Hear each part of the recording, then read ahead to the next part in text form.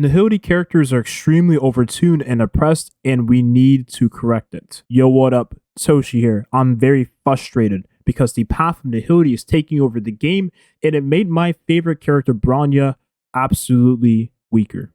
Characters like Pela provide a lot of value in the form of defense reduction. We understand how powerful defense reduction is in Honkai Star Rail. Well, all you really need to know is that enemies in the later stages of Forgotten Hall have way higher defenses than, let's say, enemies at the first couple floors. And that in turn provides more value of defense shred in characters that do this, like Silverwolf and Pela and maybe other characters going forward. Now, we also do understand that being able to remove a buff from the enemy is going to be extremely strong because, well, let's just say the enemy has an attack buff or a damage increase buff. You can understand that things probably will get scary. We do recognize that the one stat that every Nihility character mostly wants, Pela provides for the team overall. So she might have more value in a dot team with Kafka, which we'll explain later. While having access to one of the best light cones in the game, the fact that we get this one for free, and it gives the stat that only Nihility characters want mostly while getting energy whenever they attack enemies that have the defense shred. Oh my god, dude. Why? It's so broken. Now, Pela does provide more value for ice characters than she would for another character like Seal, just because she reduces the enemy's ice resistance, which in turn gives more damage to your DPS characters. But she's still really good for nearly every single DPS in the game. Now, if we take a further look at the Nihility roster, we understand that there's not very many Nihility characters as it stands currently. We will be getting another one on the way, which is going to be Kafka, which we'll explain in the video also. But other characters like Welt provides a lot of value in the form of slows, damage amplifications for your team overall, and just maybe because he looks like Sosuke Aizen. Now, I will say Imaginary does have one of the strongest weakness break effects, which is going to be the imprisonment, which delays the enemy action and reduces the speed of the enemy, which gives your team more DPS overall because you will be taking more turns, if that makes sense. You delay the enemy's action and you reduce their speed so your team can move faster or get more turns. And since he does have a skill that hits 3 times but can hit 4 times with constellations, he's going to weakness break much more often. And then further delaying the enemy's action with his ultimate and reducing the speed of the enemy is providing more value overall. And then lastly, being able to increase the damage the target receives, so a damage amplification for the team overall, is a very strong thing. This was a buff that Welt got from the CBT to the launch of the game. And then lastly, being able to get energy is going to be very good. Why does every single Nihility character get energy for free, man? This is so frustrating. Okay, real quick. How is it that how is it that Bronya got nerfed before the game came out? She got nerfed, okay? And then characters like Silverwolf just come out absolutely busted, getting energy for free, man. Why can't this character have a better way of getting energy, man? Oh my god, dude. Okay, that's the end of the rant.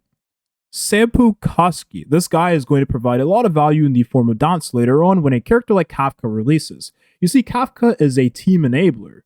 Sampo is also a team enabler, but he also is enabled by Kafka, and Kafka is also enabled by Sampo. These two work together really well. You can call them the best duo in the game if you wanted.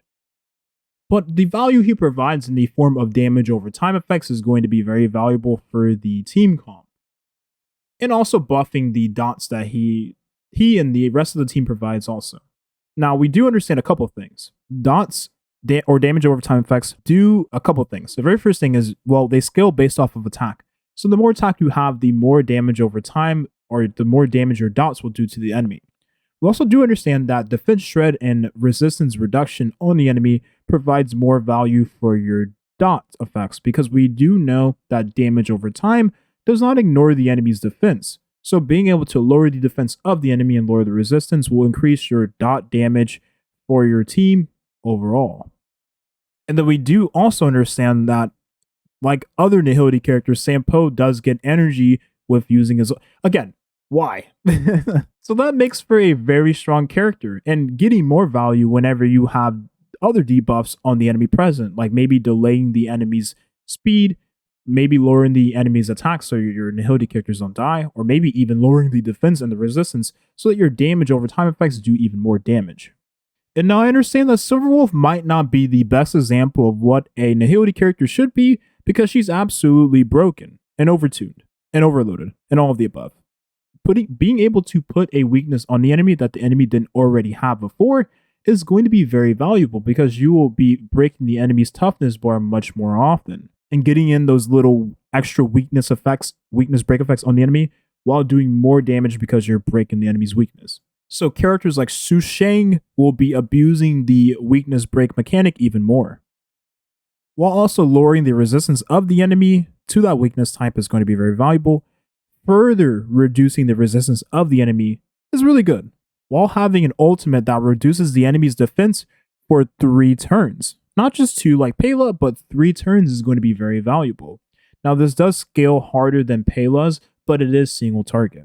And being able to reduce the enemy's attack, defense, or speed, depending on whatever one you get, is going to provide even more value because, well, if the enemy has less attack, they do less damage, less defense. Well, if your team does more damage and less speed, well, you can get more turns in the turn order. Now, lastly, we do understand a couple of things about debuffs in this game if you didn't already otherwise know. Let me explain. If you combine a character like Silverwolf and Pela and use both of the defense shreds on the enemy, well, the defense shreds will stack. Because the way it works in this game, and any debuff for that matter, it stacks with one another. So just like your dots stack on the enemy, every single other debuff you put on an enemy also stacks. So if you have 2 slows from Welt onto the enemy, well, those slows will stack. So you will in turn get more turn orders because the enemy will have less speed. If you put Pela's and Silverwolf's defense on the enemy, well, you will get a ton of defense shred on said enemy and overall do more damage, while also Pela giving effect hit rate to Silverwolf and other characters in the team comp. So that makes for a very, very strong path, and every character kind of interacts with one another in one way, shape, or form. You know, Silverwolf buffing Sampo's dots, Pela buffing Silverwolf, and other characters like, well, you know, Sampo also, right? So, Nihility characters did get buffed with Memories of Chaos. What do you mean by that? Well, if you put debuffs on the enemy will be doing less damage to your team overall, up to a maximum of 20% damage. That is going to be very valuable because if you combine this with, let's just say, Silverwolf's attack reduction on the enemy, that's going to make for an enemy that hits like a wet noodle, essentially. Very valuable for your team overall. On, you know, later stages in the Forgotten Hall, where enemies have massive amounts of stats compared to your team if you are underleveled, and they will be hitting like a truck. But this is no reason to roll for Nihility characters, just use the ones you already have if you are saving for other characters. Speaking of other characters, we do recognize a character like Kafka is going to be extremely strong in what she does. We know that dots do damage based off of your attack, your total attack. We also know that dots can not ignore the enemy's defense, so you get a lot of value if the enemy has less defense and less resistances. And we do know that Kafka is a team enabler just like Sampo. I almost said shampoo and Sampo, and then I was like, okay, which one do I say, shampoo or Sampo? And then it sounded like I said both, so I said Shampoo. Kafka will be a very strong character because, well, she not only provides a lot of weakness break with just the amount of attacks she does and her ultimate doing a mass amount of weakness break on the enemy, while her also being an AoE character. So you get a lot of value of putting her in AoE situations, but she will still be pretty good in single target fights because, well, dots will do tons of damage if you use a character like Silverwolf. But yeah, just know that this character is going to be a very strong Nihility character when she releases. And kind of how we understand that she's going to be a very nice break effect user, well, if you just look at the light cone that has her face on it, I mean, it's pretty self-explanatory, right? Break effect damage increased by wear, and being able to increase the damage received by shock or wind. So pretty much Kafka or Sampo. So I know what you all might be thinking. Well, Toshi, if Nihility is so strong and Silverwolf is broken and oppressive, why do you not have the character on your account? Well, it comes down to 2 reasons and 2 reasons only. And yeah, now you see why I don't want the character. And don't get me wrong, this is the best banner for me to roll on because I like using Den Heng. Asta is a very nice 4-star and she's my favorite. And then Serval is pretty good for most free-to-play and low-spending players. I stream daily on Twitch, twitch.tv/Toshio. The link will be in the description. Or maybe I don't stream daily. I'm trying to, okay? This video was not in any way, shape, or form to get you to roll for Silverwolf or any Nihility character going forward. If you are like me and you're saving for a certain character, definitely stick to your guns and, or that's an American term, stick to your convictions and just, skip the characters and save up for the characters you want to guarantee. Because we do know that the 50-50 in this game exists and you could get shafted. Thank you for watching and have a nice rest of your day. Peace.